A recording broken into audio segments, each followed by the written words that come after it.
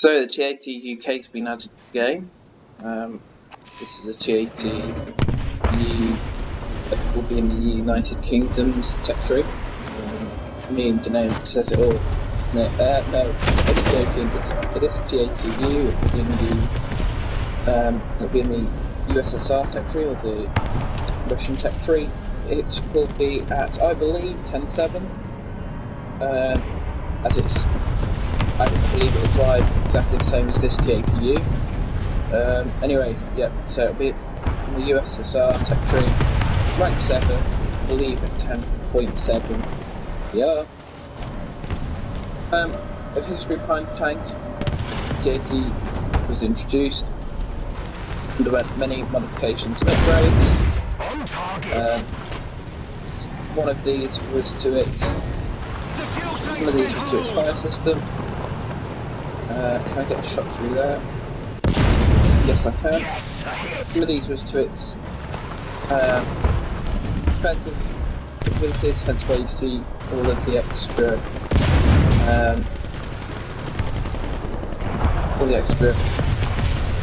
DRA on it, especially when you look at BBM.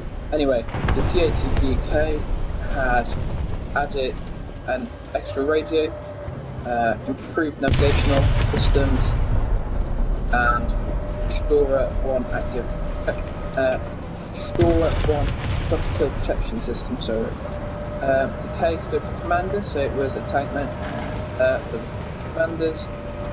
Hence it had the additional radio and improved navigational devices. Also has a programmable HE shell, so a HE shell that was able to set the distance for explosion on.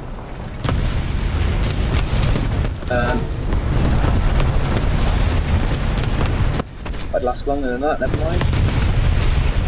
So apart from that, it's basically just your standard T80U. Why do I feel this has been added for a very specific reason? I don't think it's been added to increase Russia's top tier lineup more than it already is. I believe it's been added to lower the win rate. Think of when the think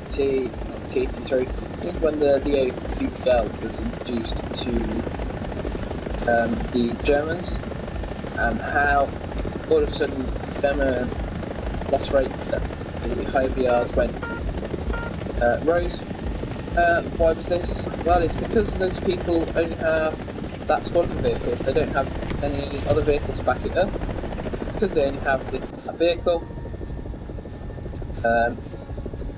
spawn in, they possibly get killed, they possibly don't, die, that's it, forgot. Won't see people for the rest of the game. But they don't have any other vehicles, so they don't have any backups for it. And because half the team's leaving after one death, you end up with a team, and because you're ending up with no team, you've got no chance of winning. They did it with the US as well, with the another one. They did it with the US with the M1A1A. So I do think it's mainly to lower the win rate, as opposed to make the lineup stronger. Well, just think of the lineup though now. You're gonna have, as I said, hopefully it's not, hopefully it's friendly. You've got a few T80Us, most people. Some people will have 3 if they've got the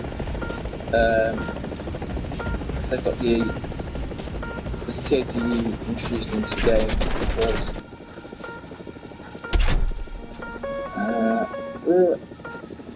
dismissal off and get out of it. It's T80U introduced, which was an event. You got it if you won a competition. I can't remember what competition it was. Anyway, you've got that one, and you've got 3 T80Us. On top of that, you've then got the T80 BVM, then also got the T90A, then you've also got the T72. I can't remember which one it's, which exact one it is. you've got at least 3 T80s, possibly 4 T80s at top tier, sort of standard, and then you've got 2 additional tanks. You've got at least 5 or 6 tanks at top tier now. Same as Germany, really. I'm not going to go through all the videos, but I think it would be nicer if we received a squadron vehicle for the nations. For example, I'd say I'm more British made, as I'm still grinding the USSR tech tree, or the Russian tech tree. But I think it would have been nice if we received like a challenger, some sort of challenger, or a updated warrior, for instance, something like that. I think it would have been a lot better to receive something along those lines than the T80. I think Russia's tech trees are already quite filled out and flushed, whereas I think things like the British tech tree, well, even the Swedish tech tree and the French tech tree, possibly even the Italian, could have used something like that, something new and different, something that would have encouraged people A, to grind the vehicle, and I think B, it would have encouraged people to try and use the go to that nation to try and get a bit more, a few more vehicles, so they could actually get a lineup, and I think it would have increased usages of the other nations. But, obviously, War Thunder hasn't thought of it that way, so never mind. Behind us. Never mind. Yeah, War Thunder haven't thought of it that way, but nonetheless. So, anyway, that's my thoughts on the 80k, really. But never mind. I do think it'll be quite a nice vehicle to play, though. It'll be a good vehicle, but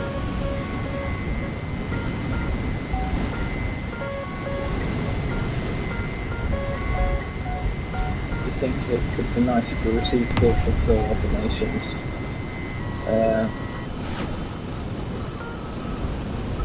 But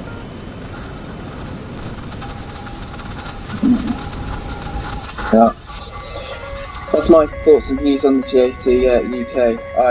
I will try and get a video on it as soon as possible, but I will have to grind it, as I don't think I'll be able to buy it up front at the moment. But it's basically going to be this vehicle here with the T90A's Storer 1. Hang on, let me see what it is. It's the Storer 1 Electro-Optical Active Protection System. That's what it will have. So it'll have 2 of those on its turret. Apart from that, it's going to look exactly the same as this. So just 2 of those on its turret. So yeah.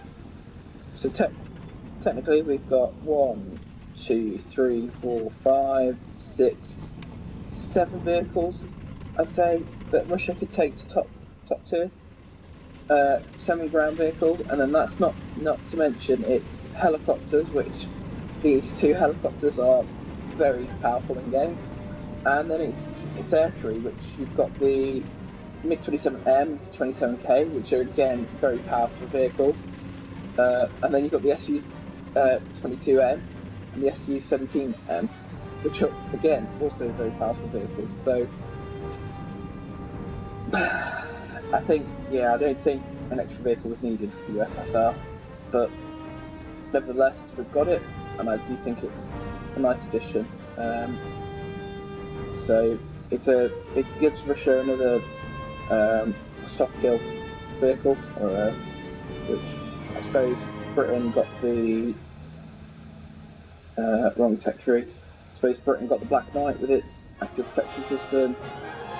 USA, I can't remember if it's the HC or not, but one of the Abrams has got soft kill on it. I don't know if any. I think the only German vehicle with soft kill is the Puma, but might be wrong there. China's got one with soft kill, I believe, as well down there somewhere. So yeah, I do think it's nice, but I think we could use it in a different territory. But anyway, thanks for watching. See you next time.